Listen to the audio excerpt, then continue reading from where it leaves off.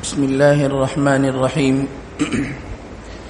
ہم جناب نبی کریم سرکار دو عالم صلی اللہ علیہ وسلم کی سیرت طیبہ کو اختصاراً آپ کے سامنے ذکر کر رہے تھے۔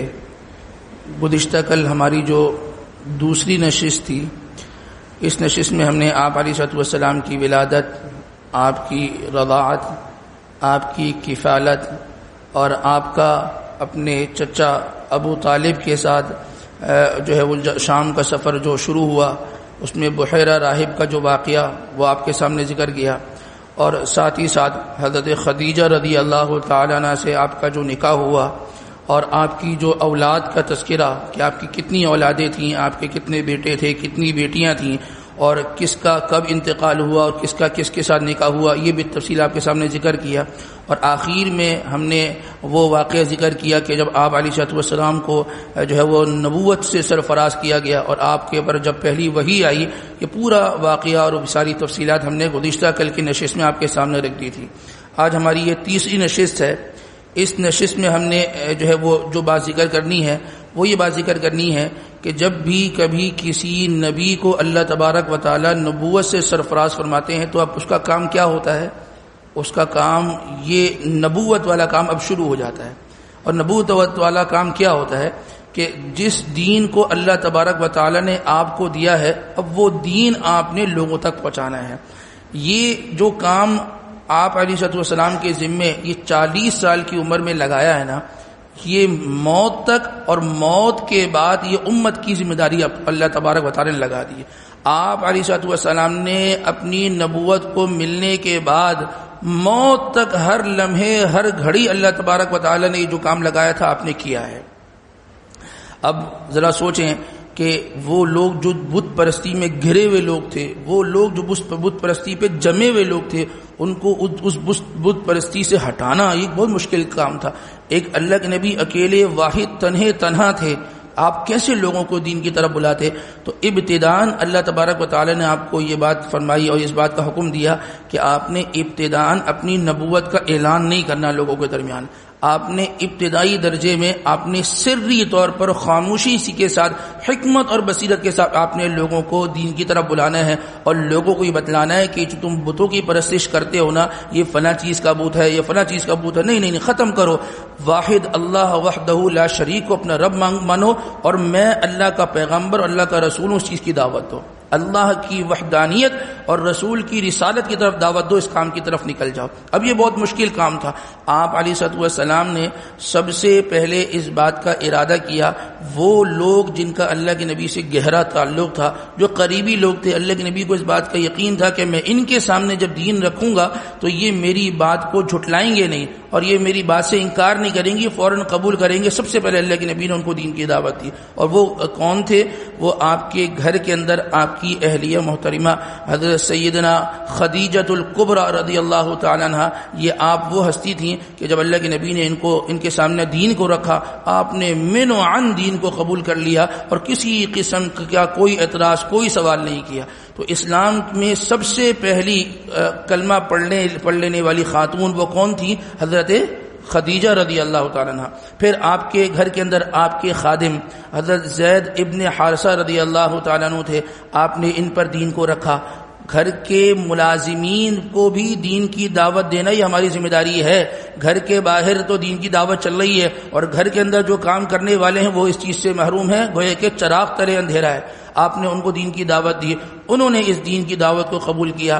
اور پھر تیسرے نمبر پہ آپ کے زیر کفالت حضرت علی رضی اللہ تعالیٰ، حضرت علی رضی اللہ تعالیٰ آپ کے چچا زاد بھائی تھے، چونکہ آپ کے چچا ابو طالب کے حالات بڑے خراب ہو گئے تھے، اب ان کے لیے مشکل تھا کہ اپنی اولادوں کی کفالت کرتے، تو حضرت علی رضی اللہ تعالیٰ کی یہ خوش نصیبی تھی کہ وہ اللہ کے نبی کی جو ہے وہ ذمے آ گئے۔ اللہ کے نبی نے فرمایا کہ یہ ان کی کفالت میں کروں گا، ان کے کھانے پینے پہننے اوڑھنے کی ذمہ داری میری، آپ مجھے دے دیں۔ تو حضرت علی رضی اللہ تعالیٰ اللہ کے نبی کے زیر کفالت ہے، حضرت علی رضی اللہ تعالیٰ کے سامنے دین کو رکھا، حضرت علی رضی اللہ تعالیٰ نے دین کو قبول کیا۔ اب بات گھر سے باہر گئی، بات جب گھر سے باہر گئی تو آپ کے سب سے گہرے اور سب سے پکے جس کو جو کہتے ہیں دوست تھے وہ حضرت سیدنا عبداللہ ابن ابی قحافہ ابی بکر الصدیق رضی اللہ تعالیٰ عنہ. آپ علیہ السلام جو ہے وہ انہوں نے جو حضرت ابوبکر صدیق رضی اللہ تعالیٰ عنہ کے سامنے دین کو رکھا منوعاً، بغیر کسی سوال کے، بغیر کسی اعتراض کے، بغیر کسی سوچ و بچار کے. حضرت ابوبکر صدیق رضی اللہ تعالیٰ عنہ نے آپ کی اس دعوت کو قبول کیا، اور قبول کر لینے کے بعد بس پھر اللہ کے نبی نے فرمایا کہ اب جو یہ دین میں نے تمہیں دیا ہے اب اس کو آگے لوگوں تک پہنچاؤ، لیکن خاموشی کے ساتھ، بغیر کسی شور شرابے کے، بغیر کسی لوگوں کے سامنے کھلم کھلا کلمے کے اظہار کے، خاموشی کے ساتھ اس دین کو پھیلاؤ. تو حضرت ابوبکر صدیق رضی اللہ تعالیٰ عنہ نے اب اس دین کی دعوت کو شروع کیا. ابتدائی درجے میں حضرت ابوبکر صدیق رضی اللہ تعالیٰ عنہ اپنے ساتھ 5 صحابہ کو لے کر آئے.